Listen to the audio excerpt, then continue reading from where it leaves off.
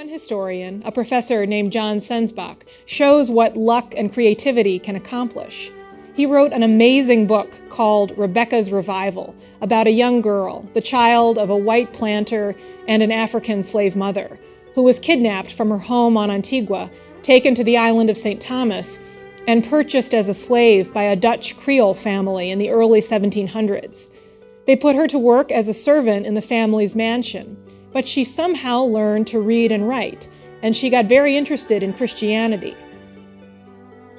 This little girl studied the Bible and also became fascinated by the stories of the early martyrs who died for their faith.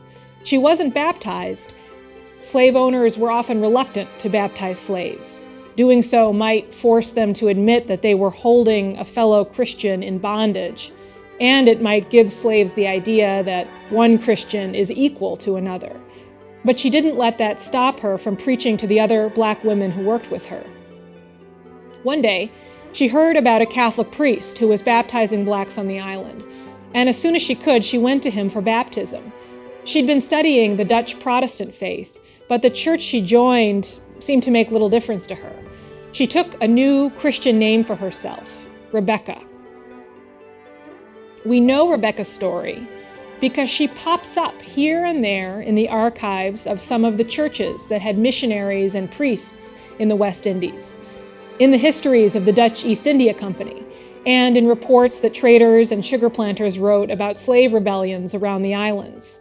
Sensbach, the historian, basically had to become a detective to piece all of this together, going from archive to archive, searching through piles of yellowed, fragile 18th century documents, looking for any trace of Rebecca. We don't even know her maiden name.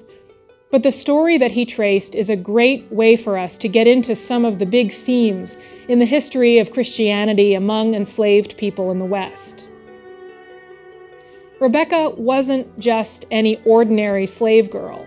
After the family patriarch died in 1730, his heirs decided to set Rebecca free. She was 12. They could see she was a born evangelist, and that may have had something to do with it. When she was 18, she met a German missionary named Friedrich Martin, a member of the Moravian Brethren. Remember that the Moravians began in Central Europe in the 15th century, 50 years before Luther formulated his 95 Theses.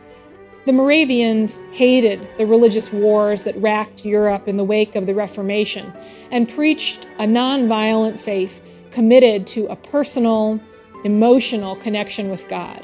They were zealous missionaries who felt called to reach enslaved people in the New World, not an easy project to take on.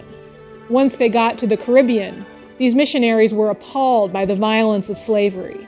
We're talking about a world where planters thought nothing of chopping off a hand or foot of a slave who talked back or tried to run away.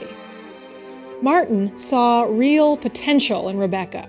She kept working as a paid servant for her former owners, but meanwhile, she started working with the Moravians, preaching and teaching the gospel.